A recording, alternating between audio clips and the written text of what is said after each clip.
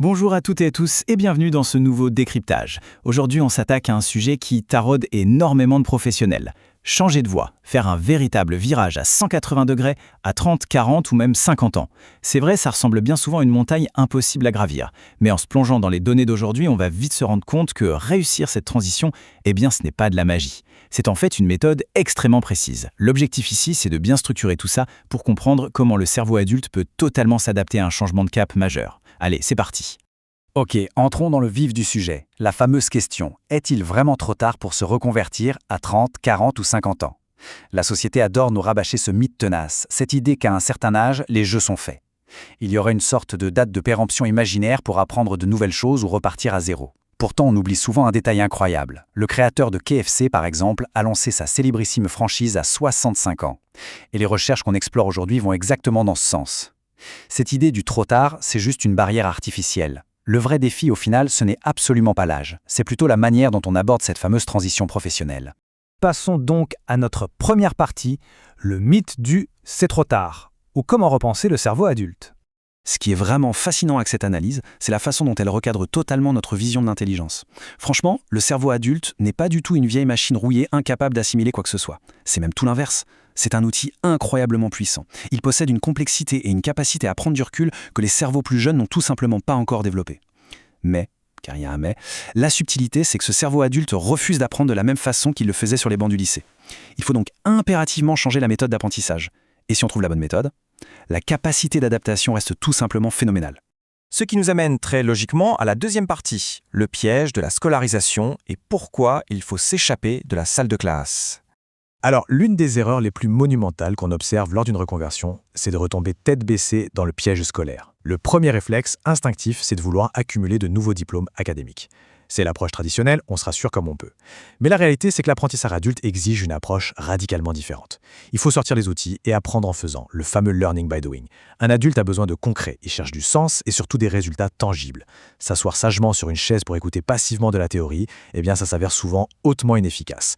Et pire, ça mène tout droit à une simple accumulation de diplômes qui n'ont pas forcément de valeur sur le marché du travail d'aujourd'hui. Explorons maintenant notre troisième partie, le diagnostic d'Ophélie, pour enfin surmonter les blocages psychologiques. Il y a un phénomène psychologique absolument captivant qui permet de comprendre ce qui nous freine tant face au changement. C'est l'incompétence temporaire. C'est le diagnostic très précis posé par Ophélie concernant l'état mental d'une personne en pleine transition. En fait, c'est quoi exactement ? C'est ce vertige, cet immense sentiment d'inconfort qui frappe de plein fouet un professionnel qui avait un très haut niveau d'expertise dans son ancien domaine et qui doit soudainement accepter de redevenir un débutant absolu. C'est une peur littéralement paralysante. Mais attention, le simple fait de nommer cette peur change la donne. Ça permet de l'objectiver et de comprendre que c'est un passage totalement normal et obligatoire et pas du tout le signe d'un mauvais choix de carrière. Du coup, la question cruciale, c'est comment on neutralise cette peur ? La réponse se trouve dans les acquis transférables. Parce que, oui, même si on redevient un débutant sur le plan purement technique dans un nouveau secteur, on n'efface jamais, au grand jamais, son passé professionnel. Que ce soit des compétences en communication, la capacité à gérer des crises ou même une vision stratégique globale, tout ce savoir-faire accumulé par l'expérience reste une véritable mine d'or. Le fait d'identifier clairement et de lister ses acquis s'agit comme un antidote super puissant contre l'angoisse terrifiante de repartir de zéro. C'est vraiment la fondation hyper solide sur laquelle la nouvelle identité professionnelle va pouvoir se construire. Passons maintenant à la quatrième section, la méthode Augenin, qui propose un véritable cadre pour la reconversion. Cette fameuse méthode Augenin, c'est un plan d'action hyper pragmatique et vraiment structuré pour contourner tous les pièges dont on vient de parler. Elle repose sur 3 grands piliers distincts. 1. Déconstruire pour reconstruire. 2. Privilégier de manière absolue l'apprentissage par projet. Et 3. Faire de l'échec un véritable moteur.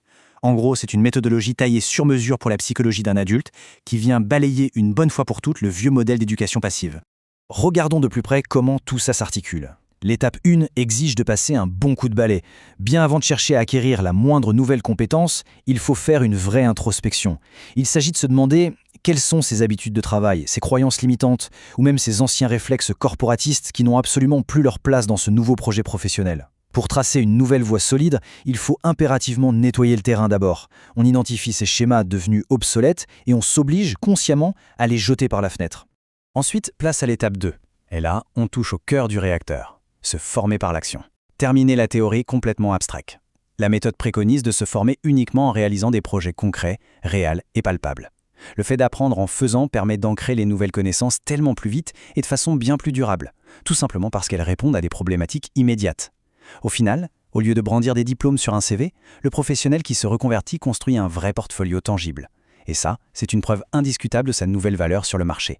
Ce qui nous mène à notre toute dernière partie, l'ingénierie au-delà du talent, le changement de paradigme ultime. C'est ici qu'intervient la troisième étape de la méthode qui va complètement chambouler notre rapport à l'erreur. À l'école, on nous apprend bien souvent à détester et à stigmatiser l'échec. Mais dans ce cadre d'ingénierie pédagogique, l'échec n'est absolument pas une punition. C'est même tout l'inverse. C'est le moteur principal de l'apprentissage et le meilleur moyen de rebondir. Chaque petite erreur commise pendant un projet concret donne des données cruciales pour corriger le tir à la tentative suivante. C'est un processus strictement itératif, exactement comme dans le domaine de l'ingénierie classique. On conçoit, on teste, ça plante, on corrige et on s'améliore continuellement. Et ça illustre brillamment l'idée centrale de toute cette analyse, un vrai changement de paradigme. Le changement de carrière, ce n'est pas du tout une question de talent caché, c'est une question d'ingénierie personnelle. On entend beaucoup trop souvent des histoires de vocation mystique ou de soi-disant dons innés pour expliquer la réussite d'une reconversion. Mais l'analyse démontre que c'est fondamentalement faux. Une reconversion qui fonctionne, c'est le résultat direct d'un processus logique, organisé et extrêmement structuré. Bref, c'est un plan qu'on exécute étape par étape, avec méthode, ce n'est en rien une illumination divine.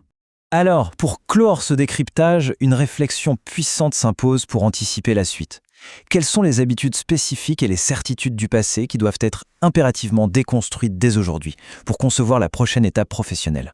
C'est vraiment le point de départ incontournable de toute bonne ingénierie personnelle. Notre exploration s'arrête ici pour le moment, mais la véritable transformation, elle, ne fait que commencer.